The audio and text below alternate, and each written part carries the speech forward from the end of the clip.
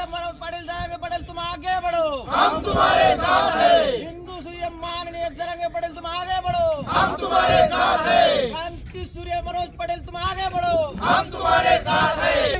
लढेंगे जिंदगी। कोण म्हणते देत नाही, घेतल्याशिवाय राहत नाही, कोण म्हणते देत नाही, घेतल्याशिवाय राहत नाही। लढेंगे तुम आगे बढ़ो, हम तुम्हारे साथ हैं। क्रांति सूर्य माननीय जरांगे पटेल तुम आगे बढ़ो, हम तुम्हारे साथ हैं। लड़ेंगे जीतेंगे, लड़ेंगे जीतेंगे, लढेंगे जिंदगी। कोण म्हणते देत नाही, घेतल्याशिवाय राहत नाही, कोण म्हणते देत नाही, घेतल्याशिवाय राहत नाही। कसं जरांगे पाटील म्हणतील तसं, कसं जरांगे पाटील म्हणतील तसं। मनोज जरांगे पाटील यांच्या मराठा आरक्षणाचा हा तिसरा टप्पा असून या तिसऱ्या टप्प्यामध्ये मनोज जरांगे पाटील हे आंतरवली सराटीमधून मुंबईच्या दिशेने रवाना झाले आहेत।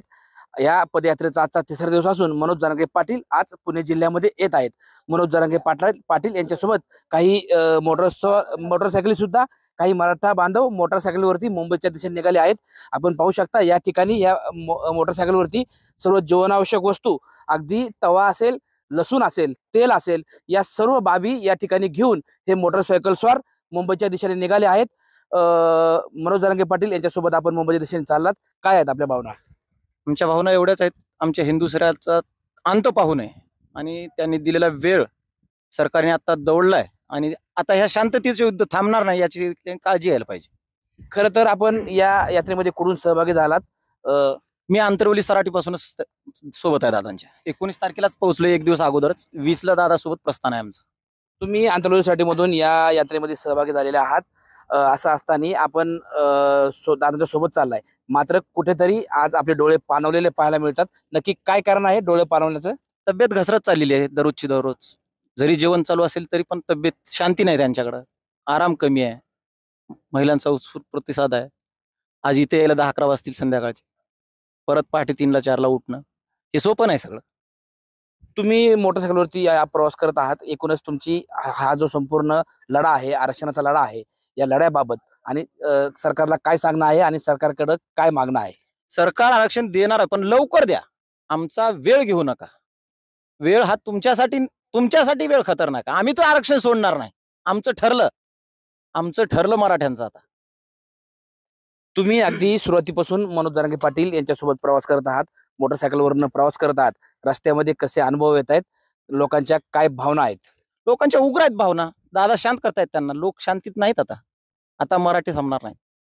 एकूणच हा संपूर्ण जो लढा आहे किंवा हे जे संपूर्ण आंदोलन आहे, मनोज जरांगे पाटील अगदी उपोषण करत या आंतरवली सराटीवरून मुंबईच्या दिशेने निघले आहेत। या संपूर्ण यात्रेमध्ये मनोज जरांगे पाटील यांचं प्रकृती कशी आहे व त्यांचं एकूणच कसं पुढील ध्येय धोरण कसं आहे, तुम्ही काय अनुभवलंय? पुढचं ध्येय धोरण दादांनी सांगितलंय, आपण शांततेत अगोदर मुंबईत पोहोचायचंय, मुंबईत पोहोचल्यानंतर ती मीटिंग घेतील त्यांच्या समन्वयकाची आणि त्यानंतर आम्हाला आदेश राहतील, त्याप्रमाणे आपल्याला जागा कुठं बस होईल, कुठं कोण बसायचं, कुठं काय नियोजन करायचं, हे सगळं नियोजन ते दादा गेल्यावर सांगणार आहेत आम्हाला। एकूणच शारीरिकदृष्ट्या, वैद्यकीय दृष्ट्या मनोज जरांगे पाटील हे तंदुरुस्त नाहीयेत, असं असतानाही ते या यात्रेमध्ये सहभागी झालेत। काय आपण अनुभवले त्यांच्यासोबत? त्यांचा अनुभव सगळ्यांना सांगितलाय ना त्यांनी, जगलो तर समाजाचा, नाही तर संपला विषय, एक तर आरक्षण नाही तर अंत्ययात्रा, एवढं टोकाला जाऊन सांगितल्यानंतर आणखी विचारांचं काय त्यांना? तुमचं काय ध्येय आहे? जे मनोज जरांगे पाटील यांनी सांगितलं, एक तर आरक्षण नाही तर मृत्यू, जगलो तरी चालेल, नाही जगलो तरी हा लढा पुढे सुरू ठेवा, असं आव्हान जरांगे पाटील यांनी केलं आहे। तुम्ही सहभागी आहात, तुमचं काय या मागचं धोरण आहे? आम्ही स्वीकारले, त्यांनी दिलेलं आव्हान स्वीकारले, आम्ही ते कुठल्या स्टेपला जाऊ द्या ते आम्ही करायला तयार आहोत। एकूणच मनोज जरांगे पाटील हे आपल्या प्रकृतीचा विचार न करता मराठा आरक्षणासाठी आंतरवली सराटीवरून मुंबईच्या दिशेने निघाले आहेत। त्यांच्यासोबत कार्यकर्ते अगदी मोटरसायकलवरून जीवनावश्यक वस्तू सोबत घेऊन निघाले आहेत। शासनाने आता मराठ्यांचा अंत पाहू नये, मराठा समाजाला लवकर आरक्षण द्यावं, अशी भावना या ठिकाणी कार्यकर्ते व्यक्त करत आहेत। हा लढा अगदी शेवटपर्यंत देणार, या लढ्यात जीवही गेला तरी चालेल, अशी हाक मनोज जरांगे पाटील यांनी दिली असून त्याला प्रतिसाद त्यांचे कार्यकर्ते, मराठा समाजाचे कार्यकर्ते देत आहेत।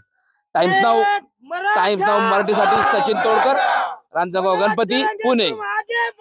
हम तुम्हारे साथ हैं। मनोज जरांगे तुम आगे बढ़ो, हम तुम्हारे साथ हैं।